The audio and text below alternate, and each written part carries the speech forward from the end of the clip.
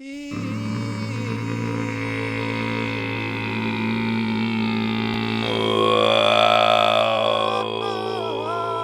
a theme song.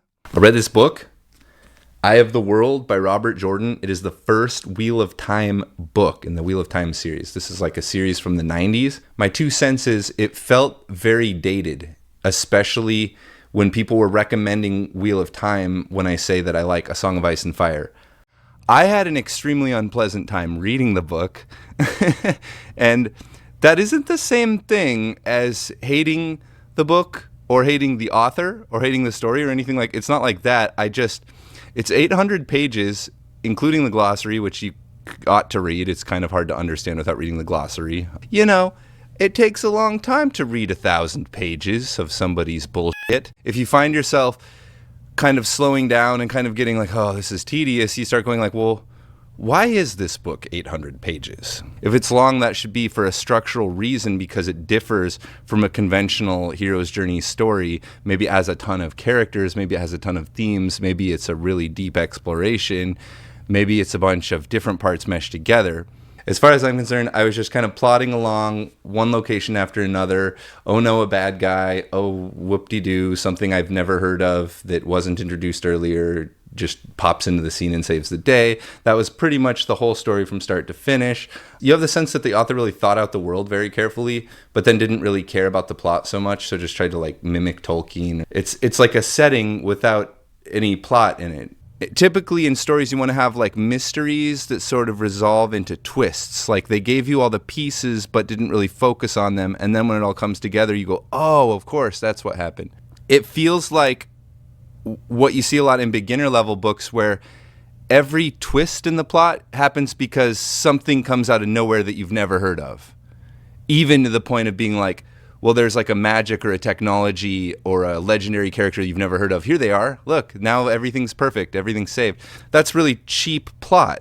What this story feels like is if you got me like wasted and we went to Denny's at like 3 o'clock in the morning when we're both tired, and he said, all right, I'm coming up with a role-playing game for the Sega Genesis or the Super Nintendo, right? Like Final Fantasy II. Come up with the plot to a 16-bit role-playing game. We need to start out in a little village with some farmers. They've got to kind of incrementally grow as characters and do interesting things. The structure is like, go to a new setting, a new town. A new character happens to be in the town that's extremely useful and will follow you in your quest. You've gained a new party member. Oh no, a villain has shown up out of nowhere and is now attacking you unexpectedly. What will save you? Aha! Something you've never heard of that's magical and stronger than the villain. It's not just the resolutions that come out of nowhere, it's the conflicts, the allies, and the resolution are all like just being like shoved at you when you need them, not established. If the protagonist succeeds, it's like because of something that was introduced at the last minute, or because they got lucky, or because the universe willed it to be so. So basically everything in the story feels completely unearned. In a lot of stories, themes are built up and introduced in a way that's sort of eases it in, so that by the time you're faced with something, you're curious about it. Like 17 things happen out of nowhere. It's like, one, they need to go to a new place that you didn't know they needed to go to, called the Blight. 2, they meet a character who's capable of interdimensional gateway travel, which you've never heard of. You were unaware that this existed. Okay, so now there's a way to get there. They just so happen to meet this Loyal, who is like a half man. He's like a man beast called an Ogier, which is like ogre with an eye in it. And this is like sort of a good goblin kind of creature. He's like a troll or a goblin, but he's like a good guy. And so they have this ability to travel through these way gates. So then they're going to the Blight in the way gate with this new character who just happens to be absolutely an ally. There's no subterfuge. He's just a very simple character that is able to help them navigate these plot contrivances. And then it turns out, oh, guess what? The villains are also using those gates. Aha! Well, we didn't even know that they existed. We didn't know that Ogiers existed. We didn't know. Who cares how the evil got across the land, really? I'm sure there's something. I mean, if you don't tell your audience about the tech or the lore or the magic system, if you don't tell your audience what exists in this world, then there's no conflict, because in any given situation, I can just pull out something you've never seen before, you've never heard of. The universe itself, or the Wheel of Time, is controlled by supernatural forces which resemble the good god Light character and the evil Balsamon Shaitan. Shaitan is literally like a different language version of Satan. So there's sort of God and Satan in this world, just like the dark and light side of the Force in Star Wars, which bend the plot to plot contrivances. And so when the setting element is resolving the plot, that's bad news. That means your characters have no character. They don't do anything relatable. If you're used to something like A Song of Ice and Fire or even Harry Potter, slightly more recent stuff, you've become accustomed to this idea that it's not just going to be the cliche Lord of the Rings thing. It's not going to be that the main character is secretly the chosen one. Oh, it feels like I'm getting introduced to like a prototype story that they're going to play with later. That might actually be true. I literally don't know. I haven't looked up how all these books go. I've only read the first one, so you get like an honest sense of what that's like. If this is day one of Groundhog's Day, then it's a bad book because it's 800 pages and I don't know whether that's true or not. But it would be cool if the other books are like re-exploring all of these characters that are pointlessly introduced and all these twists that kind of have no meaning or significance or theme to them. If we could like retread them over and over again in some way, shape, or form, I very much suspect that's what the rest of the series does. Like, of the children, like one of them's becoming a wizard, one of them's becoming the chosen one of them's being tainted by evil, one of them's becoming sort of a warg werewolf character. So that doesn't go anywhere in this story. It's just sort of incidental. It's just sort of happening in the background and doesn't really create any major pitfalls, just, you know, momentary conflicts that are quickly resolved. And again, with all the political stuff, none of it's really central to the plot. The politics of this story are basically the evil's coming to kill the good guys are running away, trying to figure out what to do. These highly religious white cloaks that just like want to kill anything magical, possibly related to the Dark Lord. There's like friends of the Dark Lord, which don't make any sense. It's like, I'll make you very wealthy, but then you will serve me and I will like bathe in your blood and torture you for all eternity and set your heart on fire. It's like, oh, perfect. I want to be rich for a little while. That sounds like a great deal. Having gone through this entire first volume, the magic system is just extremely confusing to me. It's sort of Captain Planet magic, but only the yin power of the magic is usable. So moment after moment where it's just like, oh, how did that work? Well, that was a magic spell I didn't tell you about. Oh, this character turns into like a 80-foot tall giant and nobody like skips a beat like, wow, that was the craziest thing I've ever seen. But like me reading it, I'm like, what? No, really? Like, so is the mass the same? Like, is she collapsing into the ground, or is it like a lightweight version, or is it just an illusion? Like, it's not clear, but I'm pretty sure that was the most crazy thing that happened in the whole book. Was this human went to like giant, super mega giant size. It was just kind of like a moment that happened and nobody like looked back like, no, seriously, what the hell was that? Right now, I'm just seeing this really straightforward plot. I have the feeling, I think where it probably goes is that all of these concepts that are introduced sort of haphazardly, sort of randomly throughout the story here in this book will later come in and be really significant.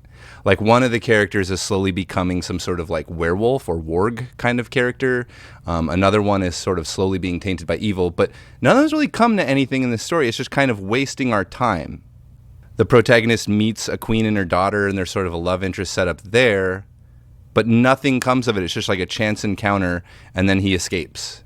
And so that's over. The love interest and the main character, they keep having these like misunderstandings and like miscommunications. And it's like, I don't care about the romance in the first place. Just like if it's happening, make it happen. If there's some challenge to it, make that happen. That could become interesting.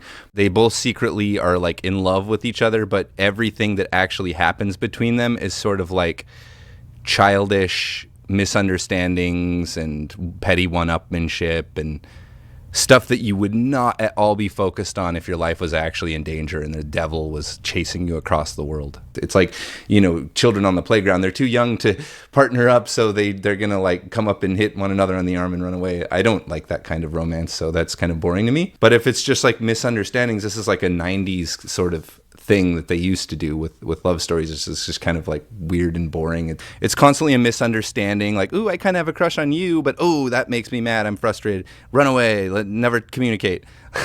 So this goes through the whole book, and it's like, I don't need Egwene Alvear and Randall Thor to get together. I don't care about either of them, and I don't care about them succeeding in a relationship. She could just as soon go off with someone else and be happy. I just don't care. The story has not been shaped in a way to make you feel sort of sympathetic towards any of them or feel like it's sort of an accomplishment. They're just sort of destined to be together. And then the author, chuckling behind our back, tells us, no, they won't be together. Something else will happen, but not why or what. The author is very sort of laughing behind your back at you the whole time. There's just like a lot of little secrets that aren't really that interesting. They aren't really a twist, and you don't really care. But the author like keeps them from you. Like characters will be talking and it'll be confusing. Like I don't understand what they're talking about, and you're just like, like if you know everything already that you wouldn't know if you were just reading it, then you'll know what they're actually talking about. But you don't. If you're super fascinated in a book or in a series or in an entertainment good, you can get away with doing stuff like that, by hiding stuff in the narrative for real fans to kind of like dig into. But it shouldn't be something where on the first read you don't understand what's going on because it's necessary to fill me in on this stuff. I did read the entire glossary before I started the book. I have a pretty firm comprehension of the world. I just think it was like not very artfully done in terms of storytelling. None of the villains have any character. They don't have any motivation. It's just simply they're tainted with evil. They just want to bring suffering and destroy and collapse the world. The struggle between good and evil is very much, you have these villains that are just right out of 90s novels, as they would. This cliche telepathic, like evil voice in your head is so boring, and it makes the bad guy so Skeletor. It makes such an old-fashioned, like, just kind of wicked for wicked's sake. He's in your head taunting you like, ha ha ha, ever so closer to falling into my trap. You will never win. But it's like, you don't really have to say that if it's actually true. It kind of comes off like Freddy Krueger-ish. The introduction of villains in this story is very formulaic. Every couple chapters, a new class of villain is introduced. So it's like, ooh, Trollocs, what are they? They're like an army of like giant animal man beast monsters that are live at like a kindergarten level and are commanded by something we don't know. And then 2 chapters later, they're commanded by Fades. A Fade or a Myrddraal is this sort of faceless, they're sort of like Nazgul. They're very creepy, but they're kind of human-like, and they have more of an intellect so they can command armies.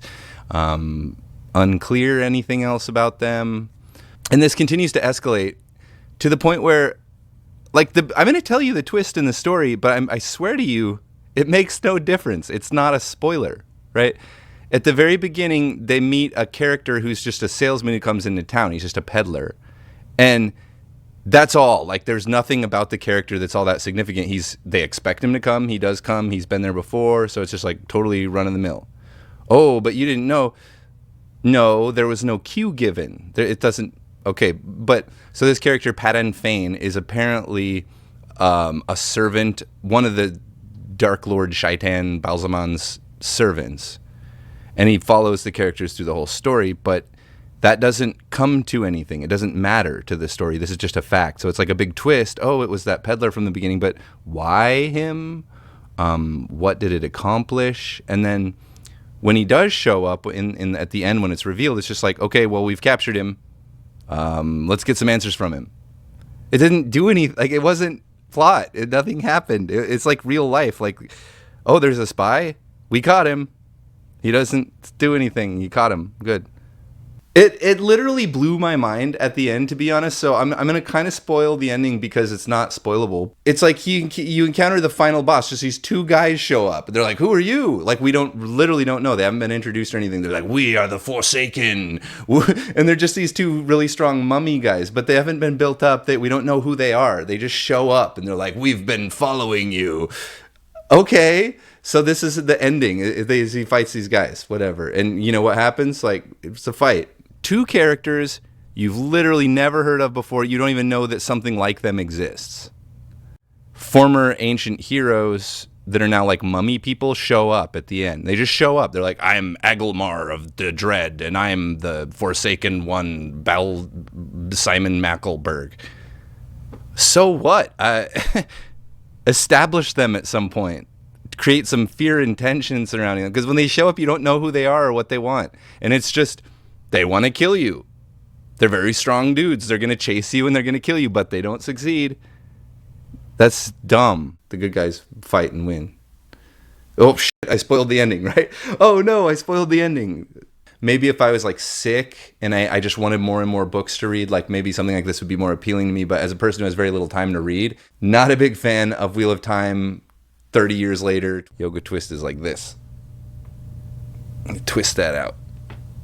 Ooh, hear that pop. When you hear that pop, that means you don't do yoga enough. Ah!